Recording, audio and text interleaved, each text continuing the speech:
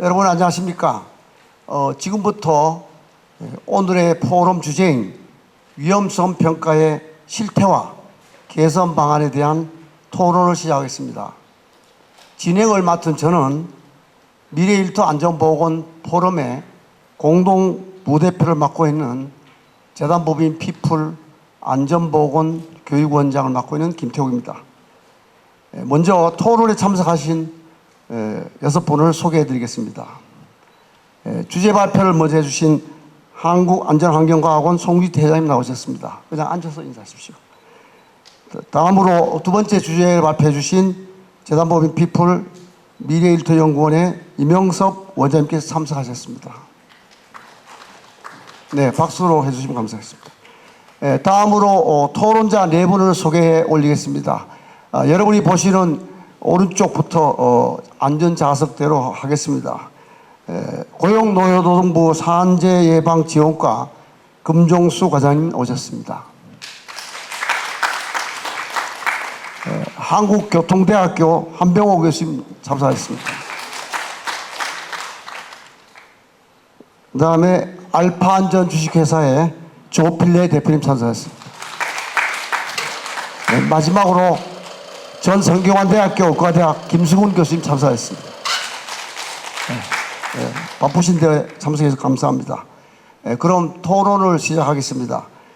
토론은 이미 우리 토론분께 드린 지정토론과 자유토론 그리고 방청객 여러분의 질의응답 순서로 진행하겠습니다.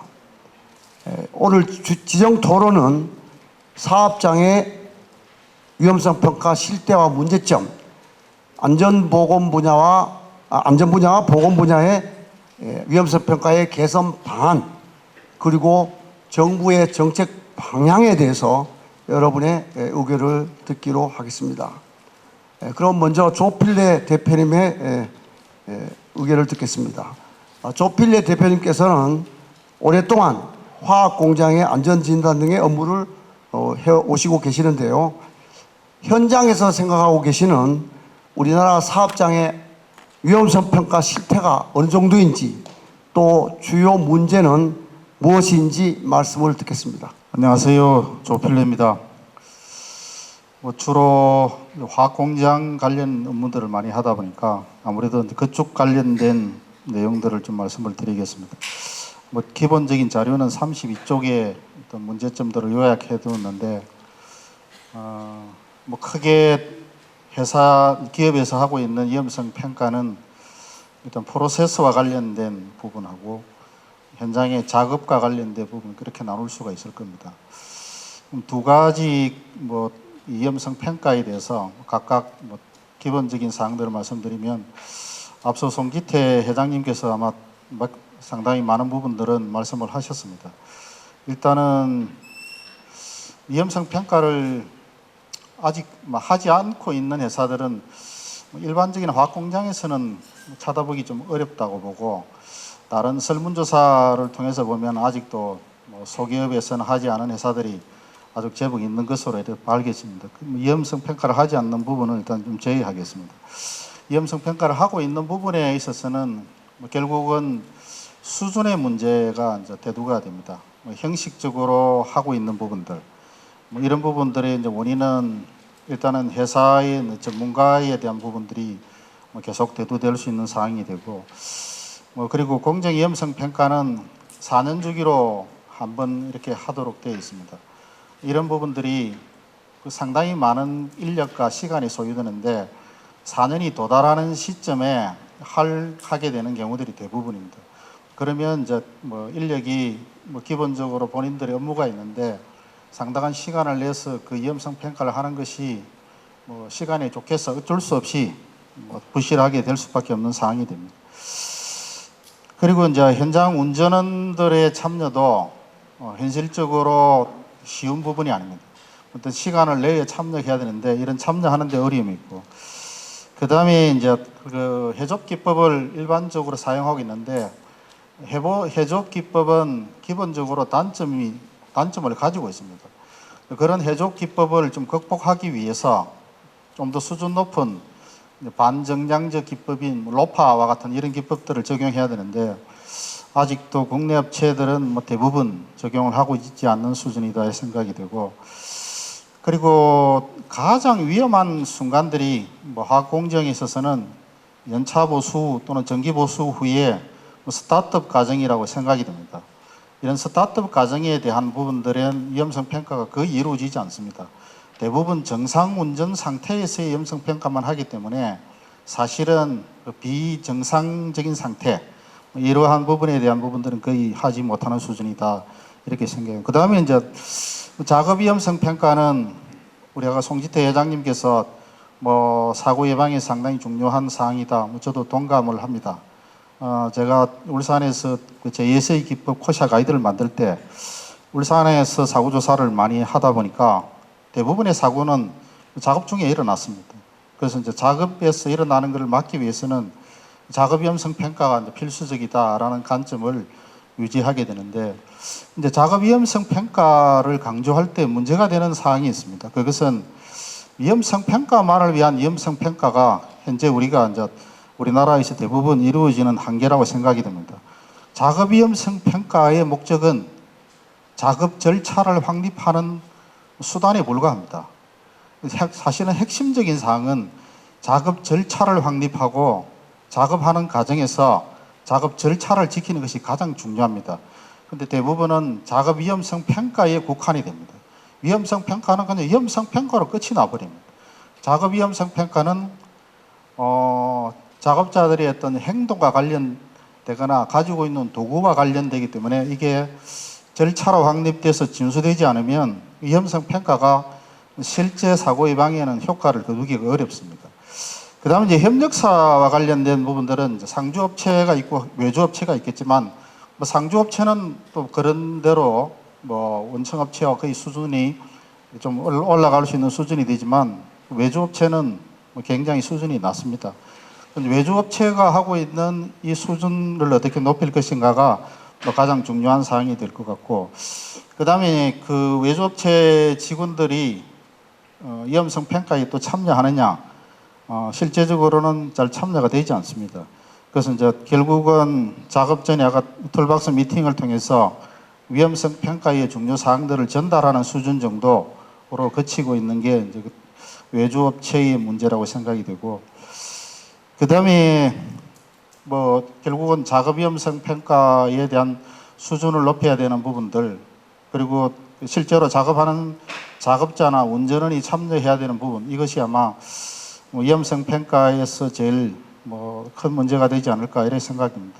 간단하게 문제점들은 이 정도로 말씀드리도록 하겠습니다. 공정 위험성 평가와 작업 위험성 평가에 대해서 간단하게 말씀을 해주셨는데요.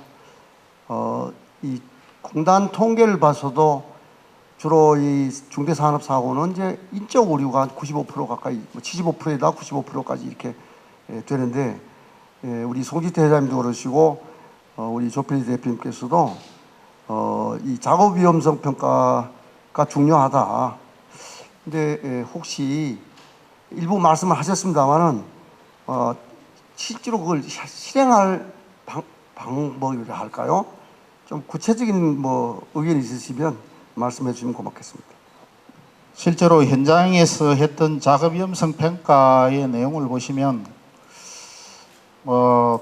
사실은 어느 수준까지 들어가야 적절하냐 이거 판단하는 것은 상당히 어려움이 있다고 생각이 됩니다.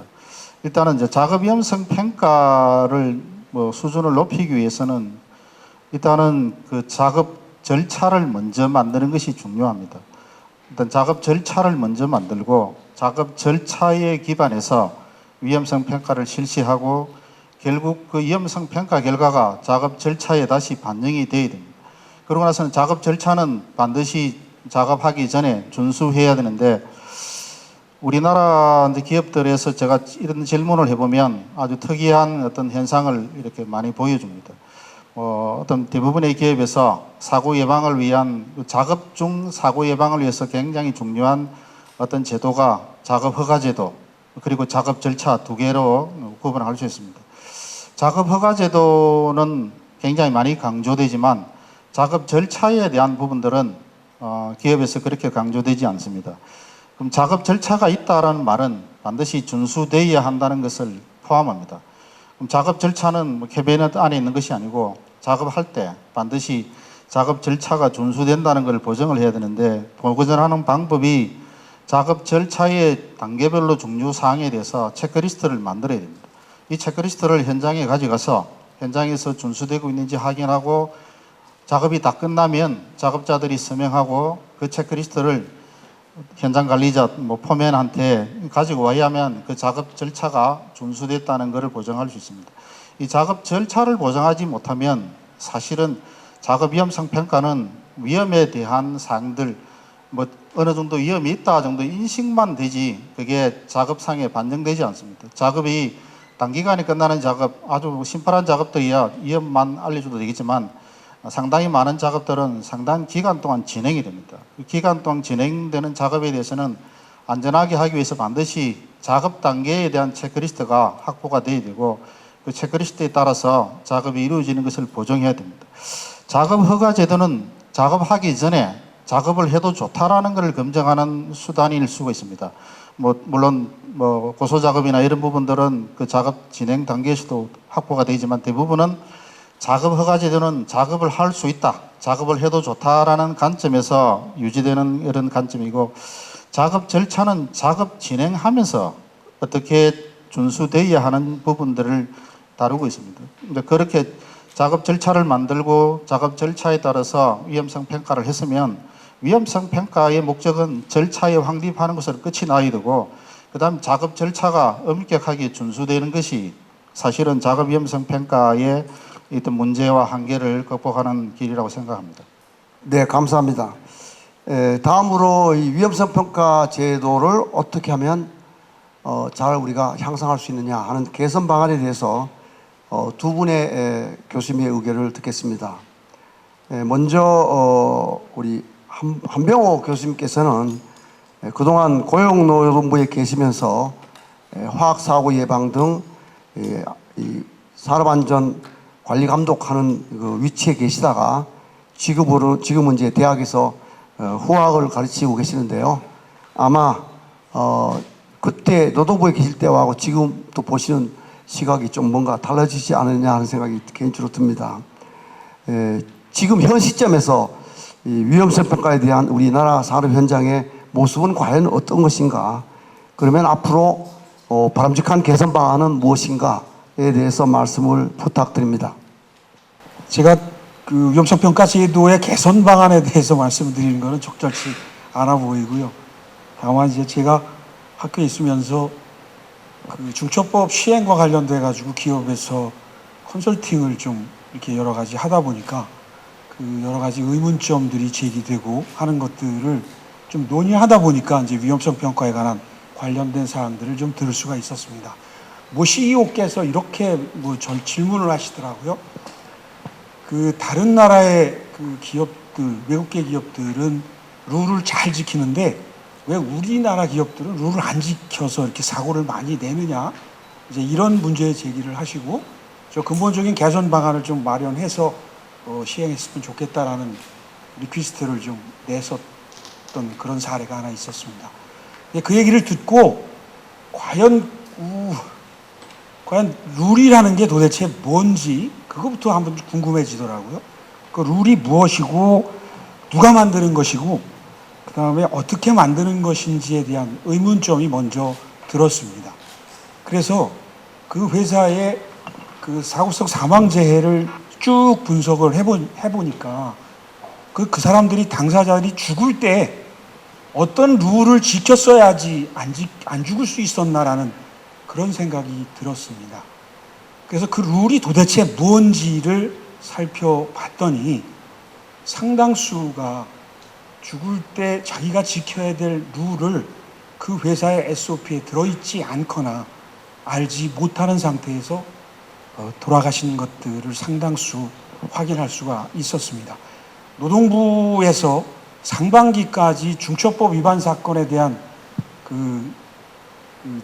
입건 건수를 보면 중대대 건수가 전체적으로 88건이고 그 입건된 게 46건, 그 다음에 그거 중에서 기소 의견으로 송치한 게 14건 정도로 알고 있습니다.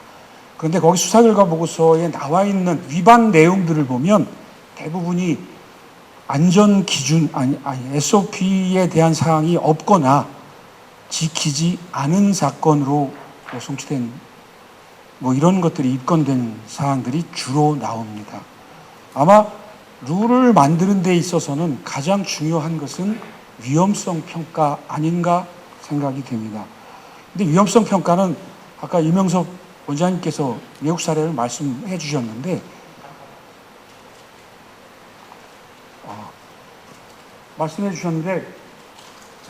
실제로 중대재해처벌 등에 관한 법률 그 4조 1항, 그 다음에 시행령 그 4조에서는 이미 그 위험 요인에 대한 확인, 개선과 점검 조치에 관한 의무를 최고 경영자한테 두고 있습니다. 그 다음에 그거에 대해서 사람법 36조에 의한 위험성 평가를 하는 것을 인정하는 방식으로 규정을 만들어 놓고 있죠. 자, 이렇게 되다 보니까 지금 중처법을 적용받는 사업장에서는 이제 위험성 평가라고 하는 것은 이제 그 생존의 문제로 이제 대두되게 되었던 것이죠.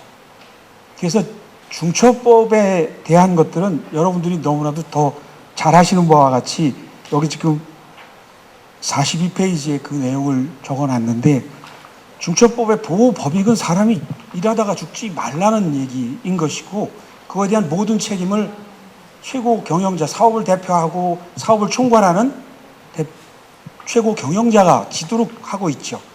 그것에 대한 실행 주체는 종사자입니다. 그러니까 결과적으로 중처법에서 얘기하는 안전보건관리 체계의 주체는, 체계의 그 책임의 주체는 사업주지만 그 운영 방식에 있어서의 주체는 종사자들이 될 수밖에 없겠다. 그래서 결국은 중처법에서 얘기하는 안전보건관리 체계의 운영 방식은 종사자들이, 실행 주체로서 종사자들이 그 PDCA 시스템을 운영하고 하는 모든 시스템의 주체는 결국 종사자들이 담당하도록 하는 그런 체계가 필요하고, 위험성 평가라고 하는 것도 결과적으로 종사자들이 자기가 죽을 수 있는 위험에 대한 인식은 자기가 만드는 것이 원칙이 아니겠느냐, 이렇게 보게 됐던 겁니다. 그래서 결국은 자기가 죽을 수 있는 위험을 종사자들이 인식하고, 그 다음에 자기가 죽지 않도록 하기 위해서 어떤 룰을 만들어야 되는지에 대한 부분조차도 본인 스스로 내가 죽지 않기 위해서는 이러이러한 것들을 해야 되겠다라는 것은 본인 스스로 잘 인식하고 있을 겁니다. 그래서 그런 것들이 위험성 평가를 통해 가지고 스스로 위험을 알고 그 다음에 죽지 않기 위해서 어떤 룰을 만들어서 지켜야 하는지에 대한 부분들이 당사자들이 그런 행위의 주체가 되어야 한다, 이런 생각을 갖게 되었습니다. 자료에 보면 교수님께서는 위험성 평가를 스텝 중심에서 라인 중심 체계를 하고, 또 사람 중심의 위험성 평가와 성과 관리가 이루어진다, 이렇게 강조하셨는데, 좀 구체적인 설명을 좀 부탁드리고요. 또 하나는 사업장이 결국은 스스로 해야 되는데, 그걸 실제로 실현한다는 것은 강제하지 않는 이상 어렵지 않습니까? 스스로 할 수 있도록 실현하는 구체적인 방안이 혹시 생각나는 거 있으신가요? 그 사람 중심 안전보건관리 체계라고 하는 그 얘기는 라인 중심 안전보건관리 체계를 얘기를 합니다. 중처법 체제 하에서 모든 책임은 최고 경영자가 지도록 되어 있기 때문에 그 라인 중심의 안전보건관리 체계라고 하는 것은 이제 지금까지는 모든 게 다 스텝 중심으로 이루어졌던 것이 사실입니다. 그러니까 필드에 있는 오퍼레이터 이 사람들이 그 인터뷰를 해보면 그분들은 무슨 안전 문제에 봉착하거나 뭘 했을 때 대부분이 답이 어떤 형태로 나오냐면 그건 스텝이 하는 일이다. 그럼 나하고 관계없다라는 얘기를 합니다. 결국 그 사람이 죽었을 때 그 사람의 그 이면을 챙겨보면 결국 그 사람은 어떤 룰도 적용받지 않고 얘기를 그 할 수 없는 상황에서 이제 사망을 하게 되는 것이죠. 자, 이 대한민국의 안전의 룰이 어떤 것일까요? 산업안전보건법이라고 얘기를 합니다. 그럼 그 회사의 룰이 뭡니까? 라고 얘기하면은 안전보건관리 규정 뭐 이렇게 또 얘기를 합니다. 그럼 종사자들이 지켜야 되는 룰이 뭡니까? 라고 얘기를 하면 답이 없습니다. 그러니까 우리는 이 종사자분들이 알아서 지켜줄 거라고 얘기를 하고 수칙을 만들어도 수칙이라는 것은 앞서도 말씀드렸습니다마는 중처법 수사를 해보면 거기서 가장 많이 지적되는 것들이 안전수칙을 안 지켰다라고 얘기를 합니다. 안전수칙을 안 지킨 건지 지킬 수 없는 수칙을 만들어 놓고 지키라고 했던 것인지에 대한 부분이 명확치가 않은 것이죠. 자, 5대 수칙, 11대 수칙 이런 것들을 만듭니다. 누가 만드냐 하면 스텝이 만듭니다. 스텝이 만들어서 종사자들한테 지킬 것을 강권합니다. 그러면 지키는 척을 하겠죠. 그런데 이미 그 사람들을 인터뷰해 보면 그거는 나와 관계없는 일입니다. 내가 죽을 수 있는 위험은 이거고 내가 죽지 않도록 해야 되는 일은 이런 겁니다라고 얘기를 합니다. 그 실제 운영하는 룰과 실제 그 사람들이 직면하고 있는 위험이 다르다고 하는 겁니다. 자, 그래서 한번 물어봤습니다. 그럼 왜 위험성 평가를 이런 식으로 합니까? 물어봤더니 우리 회사는 모 기업에서 이렇게 얘기를 합니다. 우리는 치명적인 사고 위험성에 대한 것들을 45페이지 맨 위에 그림 옆에 사례입니다. 사업장 치명적인 위험성 조사 양식이라고 하는 것을 스스로 만들어가지고 전 근로자들한테 다 뿌렸습니다. 자, 이거 여기다가 당신이 일하다 죽을 수 있는 위험을 다 적으세요. 이렇게 했어요. 자, 이거를 리스트업 해가지고, 그거를 스텝에서 리스트업 해가지고, 거기서 이제 같은 교대조 사람들하고 이렇게 이제 디스커션을 하게 만들었던 겁니다. 그러니까 그 교대조라고 하는 것들은 동일한 위험에 노출되어 있는 사람들이죠. 그 사람들이 제출한 요 양식을 그대로 다 취합해서 그 교대조에 대한 것들만 리스트업을 쫙 했어요. 그래서 스텝에서 한 위험성 평가하고 이 두 가지를 비교를 했습니다. 그랬더니 어떤 결과가 나오냐면 이 사람들이 이 양식에 적은 것들이 실질적인 그 사람들이 느끼고 직면하고 있던 위험성이라는 것을 이제 발견하게 됐던 것이죠. 자, 그래서 모든 룰은 이 사람들이 같은 교대조에 있는 사람들, 같이 죽을 수 있는 위험에 노출되어 있는 사람들끼리 룰을 정하는 거죠. 죽지 않기 위해서 우리는 이거를 이렇게 하자. 자, 이렇게 해서 위험성 평가서를 완성한 겁니다.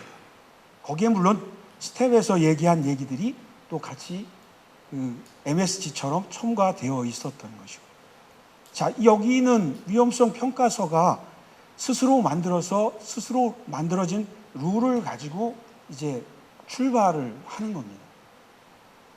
그래서 그런데 이제 이 위험성 평가서에 나와 있는 해자드 아이덴티피케이션, 발견된 위험에 대한 것들이 다른 회사 위험성 평가서는 전부 다 캐비넷에 들어가 있는데 이 회사는 그 사람들이 지적한 모든 위험 요인들을 그 사람들이 일하는 그 작업장에 다 표기를 해놨습니다.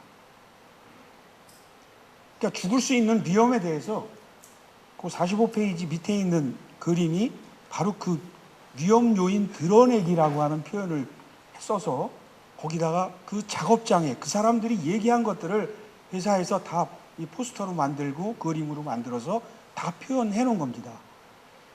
그 종사자들이 하루에 8시간을 근무할 때 자기가 죽을 수 있는 위험을 인식하고 작업하는 것은 아까 툴박스 미팅 말씀하셨죠. 툴박스 미팅을 해서 이제 새롭게 시작할 때 위험을 인식했어요. 그 위험을 8시간 동안 일을 하면서 그 위험을 인식하는 것은 20분에서 1시간에 불과하다고 합니다. 결과적으로 나머지 7시간은 위험을 잊고 일한다고 하는 것이죠.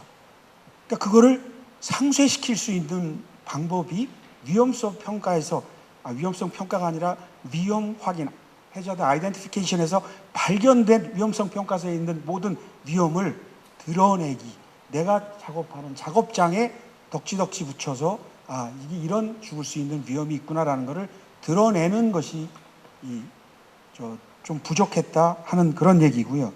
그 다음에 안전수칙은 완벽하게 이거는 지킬 수 없는 수칙이다, 또는 내가 이걸 지키기가 어려운 이런 사정이 있다라고 하는 것을 걷어내지 않으면 그 수칙으로 인해서 오히려 사고가 발생될 수 있겠다라고 하는 것이죠. 그걸 하인사이트 바이어스, 결과적 편견이라고 하는 것이죠. 지킬 수 없도록 만들어 놓고 지키라고 하는 것이 지켜지지 않는 것을 룰이 지켜지지 않았다라고 얘기하는 것은 맞지 않다라고 하는 얘기입니다. 그 다음에 성과 평가가 이 룰과 연계돼서 성과 평가가 이루어져야 되는데, 성과 평가가 후행 지표로 다 이루어지는 형식이면 앞에 있는 것들이 다 무용지물화 되겠죠.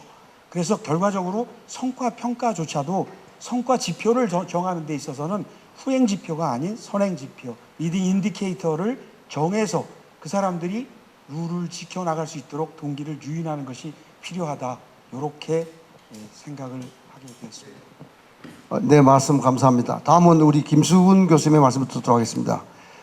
교수님께서는 지구환경의학 전문의로 오랫동안 활동하시고 계십니다.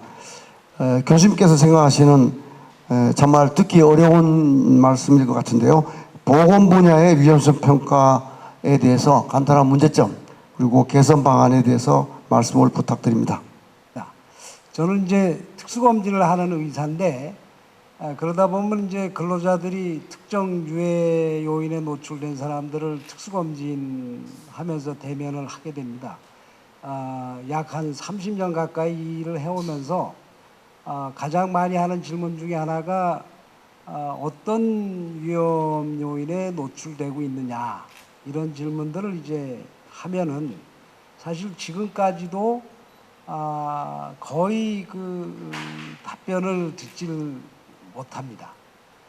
위험성 평가 제도가 도입된 이후에도 현상은 마찬가지고, 그럼 왜 이렇게 되는가? 위험성 평가를 했다고 하면 최소한 본인이 노출되고 있는 위험인자에 대해서는 알고 있어야 되는 거 아니냐. 그걸 다 기억을 못하더라도 자기가 특수검진을 받게 된 유해인자 정도는 어느 정도 기억을 좀 해야 되지 않느냐. 예, 그렇지 못한 안타까움이 있는데, 아마 이게 어찌 보면 우리 위험성 평가 제도의 지금까지 말씀 나왔던 실효성을 못 거두고 있는 거, 그거라고 생각하고, 그렇다면 이걸 어떻게 해야 되느냐. 예, 그 진단도 이제 어느 정도 나오고 방향도 정해진 것 같습니다. 우선 근로자들이 당연히 자기가 노출되는 위험인자를 아는 게 위험성 평가의 가장 기본이라 그러면, 근데 그걸 모르고 있다. 그럼 우리가 목표를 그걸 알게 해주자, 이렇게 정하면 되지 않을까요? 근데 우리는 여전히 아주 잘 세련된 그 위험성 평가 문서를 만들기 위한 지침서를 따라서 그걸 하고, 그거를 캐비넷에 넣고 있는 그런 걸 계속 그 반복을 하고, 그걸 안 하고 있으면 산업법 위반이라고 하는 이런 좀 불편한 게 있을 것 같으니까 근로자하고는 위험에 대해서 대화를 하지 못하고 있는 거 아니냐.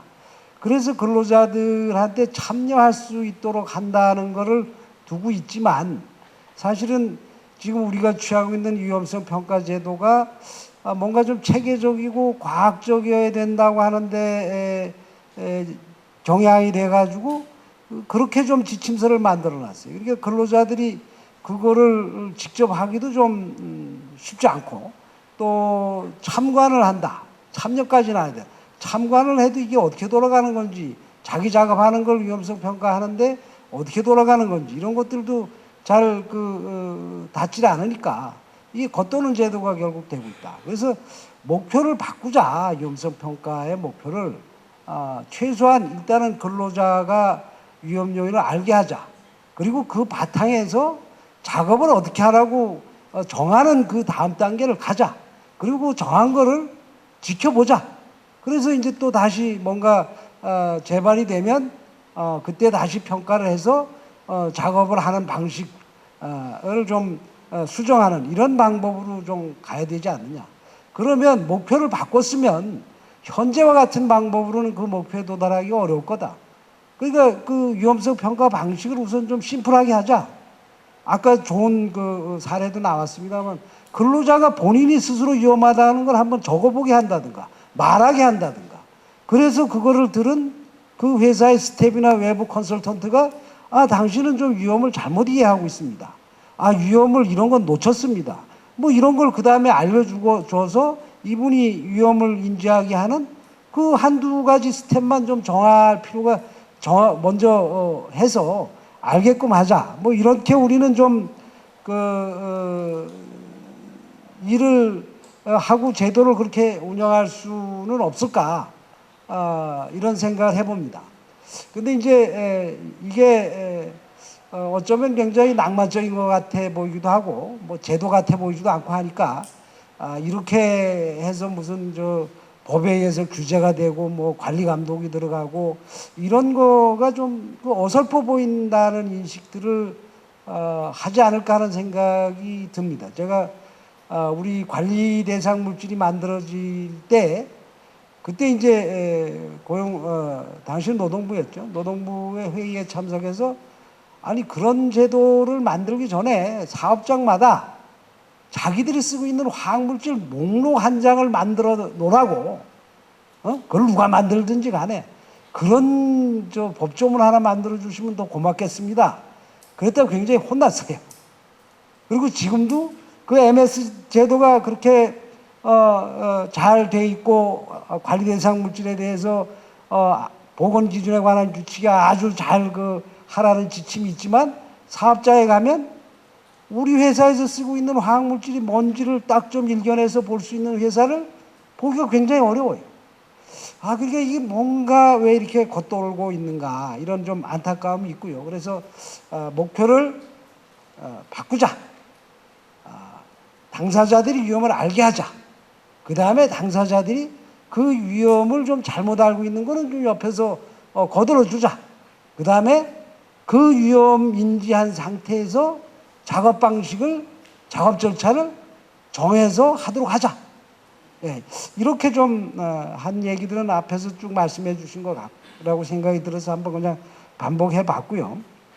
사실은 이제 중처법 하에서 그럼 현재 위험성 평가 제도를 어떻게 잘 활용을 해서 중처법의 어떤 면책을 좀 잘 받을 수 있는 뭐 요령 같은 거를 좀 고민을 잠깐 했었는데 이런 문제 인식이다 보니까 이제 거기까지 얘기하는 건 좀 사치스러운 것 같아서 이제 뺐습니다. 원래 이번 취지가 중처법과 관련된 위험성 평가가 좀 있었던 것 같은데 그러지 못한 건 좀 죄송하게 생각하고요. 그 다음에 이제 지금 세상이 새로운 기술이 발달하고 있는데 이거를 뭐 제가 전문가는 아닙니다. 이렇게 보면 이 소위 이 4차 산업혁명의 스마트 기술 요소들이 위험성 평가에 그대로 지금 들어오고 있다. 이건 또 다른 세상을 우리 위험성 평가에서 이제 보여주는 거다 이렇게 보고 그 첫 번째가 뭐냐 하면 지금까지 우리가 보유하고 있는 뭐 그냥 사진이든 문서든 뭐 어떻게 돼 있던 거지 그 모든 그 문서 자료들을 이 AI가 보고 학습하고 그래서 우리한테 인사이트를 주게 만드는 기술이 지금 굉장히 필요하다. 왜? 우리가 그 많은 문서들을 지금 다시 다 수작업으로 분석해가지고 인사이트를 얻기에는 정말 그 자료들이 표준화도 안 돼 있기 때문에 어렵다. 근데 그것이 AI가 가능하게 한다. 자, 기존 자료들을 AI가 분석할 수 있게끔 그런 AI를 우리가 개발하자는 겁니다. 그래야 우리가 거기서 인사이트를 얻어서 제대로 된 안전보건 활동을 할 거다. 이런 기대고요. 그 다음에 두 번째는 그와 동시에 새로운 방식으로 위험 요소에 대한 자료들이 엄청 대량으로 이제 들어오고 있다. CCTV가 24시간을 작업자를 돌리면서 보고 있는 등등 뭐 여러 가지 기술 요소들에서 그 들어오는 그 무수히 많은 자료들을 우리가 또 AI를 도움을 받지 않고선 그거에 담겨 있는 위험 요소들을 분석해서 인사이트를 얻지 못한다. 그러니까 그런 지금 모니터링 되고 있는 그 많은 데이터들을 안전보건 위험을 인식하고 거기서 인사이트를 얻기 위한 그 도구를 지금 빨리 개발을 해야 된다. 그게 두 번째고요. 그 다음에 이제 세 번째는 그보다 좀 더 쉬운 걸로 AI 비서관을 좀 우리나라에 맞는 비서관을 좀 더 서둘러 좀 개발을 하자. 여기에 좀 투자를 좀 하자. 예. 그래서 우선 위험성 평가 부분에 하나 들어갔을 때 그 AI 비서관이 그 많은 화학물질 분류와 그 MSDS만 보고서 위험성 평가를 초보적인 걸 해주는 정보라도 받게 되면 얼마나 업무하는 데 도움이 되겠느냐. 자, 그 다음에 마지막으로 이 새로운 기술이 즉각적인 위험을 바로 파악해서 즉각적인 대응을 할 수 있는 기술들도 많다. 이미 현장에 쓰이고 있는 것처럼 위험 작업 구역에 사람이 간다든가 안전거리를 확보 안 하고 작업을 한다든가 보호구를 끼고 작업을 하지 않고 작업자에 들어가는 것들은 바로 캐치해서 차단시킬 수 있는 기술이 있다. 그 다음에 조금 더 나가면 근골격계 질환 같은 것도 위험을 인공지능을 가진 카메라 눈을 통해서 그걸 찍어대면은 이 사람이 지금 부적절한 자세, 이 사람이 무리한 힘, 지나친 반복 동작을 하고 있다. 그래서 그거를 확보한 다음에 이거는 이렇게 좀 바꿔야 된다. 이런 그 새로운 그 스마트 기술들을 빨리 개발해서 위험성 평가 분야에 적용을 하고 거기서 얻은 통찰력으로 관리 활동을 해 나가자. 뭐 이런 말씀을 좀 드리는 걸로 마치도록 하겠습니다. 감사합니다. 네, 감사합니다. 지금까지는 산업계하고 학계 두 분의 의견을 들었습니다. 그런데 다들 바쁘시겠지만 특히 어려운 참석을 해주신 고용노동부 산재예방과 금종수 과장님께 감사의 말씀드리면서 몇 가지 말씀을 드리겠습니다. 그동안 이 위험성 평가를 실행하기 위해서 다양한 정부의 지원 사업이 있습니다. 뭐 교육 사업이라든지 여러 가지 그런 것들이 현재 운영 상태가 앞으로 어떻게 될 것인가, 또 어떻게 개선할 것인가, 또 그뿐만 아니라 혹시 검토하고 계시는 이 위험성 평가 관련 정책 방향이 있으시면 말씀을 부탁드립니다. 예, 반갑습니다. 고용노동부 산재예방지원과 금정수 과장입니다. 그 두 분의 발표와 또 이제 토론을 듣고서 사실 뭐 정책적 시사점을 많이 얻을 수 있었고 상당한 많은 부분들이 저희들도 인식을 하고 있고 또 그러한 방향성 개선 방안으로 제시하는 것들이 그런 뭐 방향성에서 상당히 공통점이 많다 이런 생각이 좀 들었습니다. 지금 위험성 평가 제도가 가장 효과적이고 또 매우 중요하다는 것에는 뭐 틀림이 없는 것 같습니다. 그리고 저희가 이제 중대재해를 감소시키기 위해서 실제로 일어나는 사업장들을 보면 상당히 중소규모 사업장에서 많이 난다. 그래서 중소규모 사업장에서도 손쉽게 접할 수 있는 위험성 평가가 필요하지 않나 이런 인식을 가지고 있습니다. 지금 송지태 회장님이 발표하신 거는 조금 어떻게 보면 규모가 있고 나름대로 좀 이 제조업이라든가 화학업종이라든가 이런 데 좀 적합한 게 아닐까. 그래서 저희가 지금 이제 그 고시와 관련돼서라든가 아니면 위험성 평가 지원 시스템에서 제시되고 있는 것들은 고시는 약간 제조업 중심으로 좀 그 내용들이 좀 규정이 되어 있고요. 그 다음에 위험성 평가 지원 시스템, 그 KRAS 그 시스템에서는 어떻게 보면 하나의 기법 정도를 소개하는 게 있어서 모든 뭐 조그만 사업장에서 위험성 평가라 그러면 상당히 어렵고 난해하고 좀 부담이 된다 이런 느낌을 가지는 것 같습니다. 그래서 고시도 어떻게 보면 너무 세세하게 규정할 것이 아니라 좀 절차 위주로 또 그 위험성 평가 지원 시스템도 어떤 특정한 기법을 하나만 소개시킬 게 아니라 다양한 여러 가지 기법들이 있다. 좀 손쉽게 위험성 평가를 할 수 있다. 그리고 가장 중요한 거는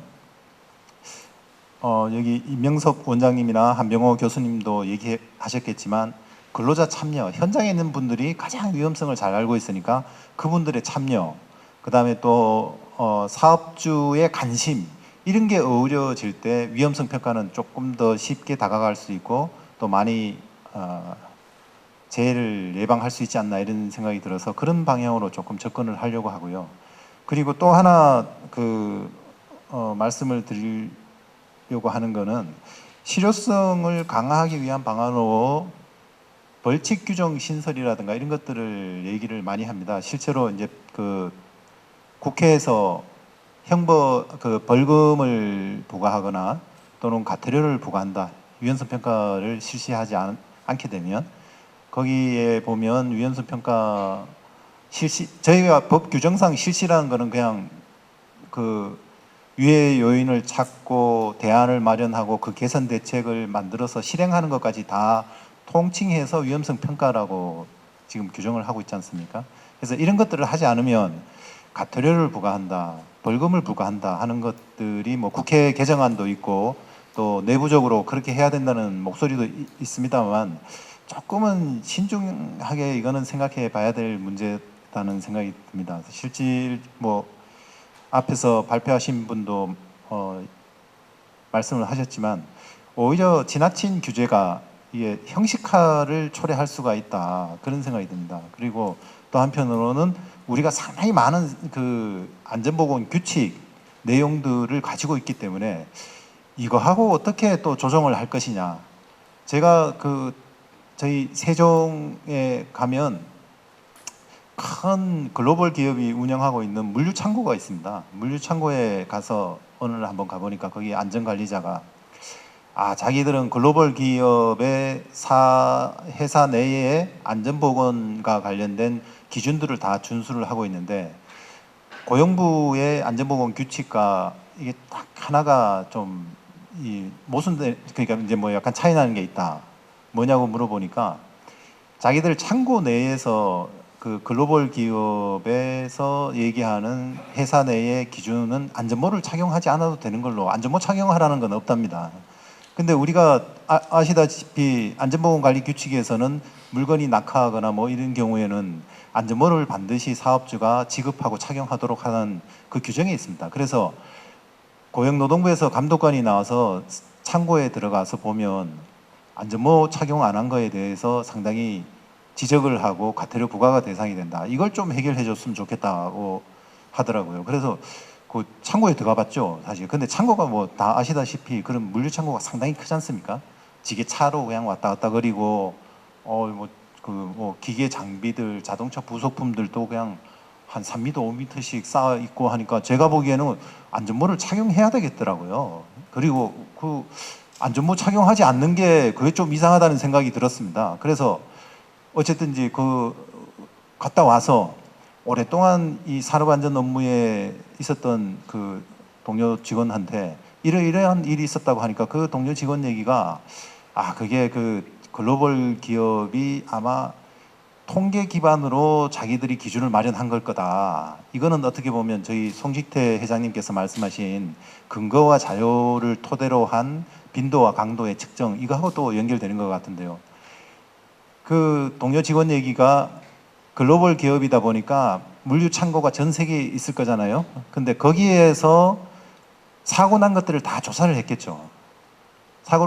조사를 해보니까 뭐가 낙하가 돼가지고 머리가 다칠 그런 사고는 거의 없지 않았을까. 제가 나중에 거기 물류 사업장에 있는 분들은 그 기준이 왜 안전모를 안 써도 되는 기준이 안 써도 되는지 이거에 대한 뭐 정확한 근거라든가 이런 건 모르겠는데 모른다고 하더라고요. 그래서 본사에 글로벌 기업 본사에 있는 분 언제 한번 왜 그걸 안 쓰게 됐는지 한번 물어보고 싶고 앞으로 기회가 되면 물어보려고 합니다. 근데 그게 아마 동료 얘기는 그렇습니다.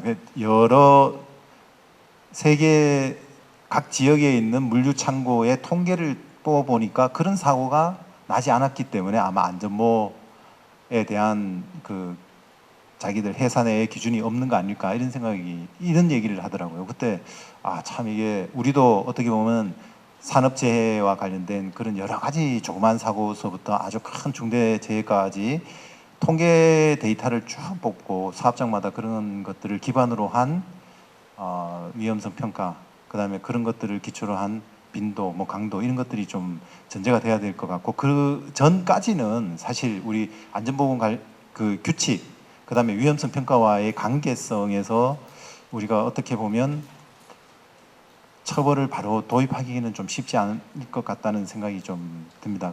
그렇지만 내부적으로는 실상은 이제 위험성 평가를 실시하지 않은 거에 대해서는 초기에 위험성 평가 도입하고 한 5, 6년 동안은 위험성 평가 실시하지 않은 거에 대해서 과태료를 부과를 했었습니다. 그렇지만 2017년, 18년부터는 실무적으로는 위험성 평가 실시 자체를 안 한 걸로 과태료 부과는 사실상 뭐 하고 있지는 않습니다. 그렇지만 이제 앞으로 어떻게 보면 중대법이 시행이 되면서 위험성 평가 실시율이 높아지고 있고, 또 우리가 점검을 가고 감독을 갔을 때 위험성 평가를 하지 않았을 때는 한번 1회 또는 2회 정도 위험성 평가를 실시하십시오, 이렇게 좀 시정적 지시를 내리고, 그럼에도 불구하고 하지 않았을 때는 실시 자체에 대해서, 위험성 평가 자체에 대해서는 과태료를 부과하는 규정도 뭐 검토해 볼 수 있지 않나, 이런 생각은 좀 듭니다. 그래서 가장 중요한 거는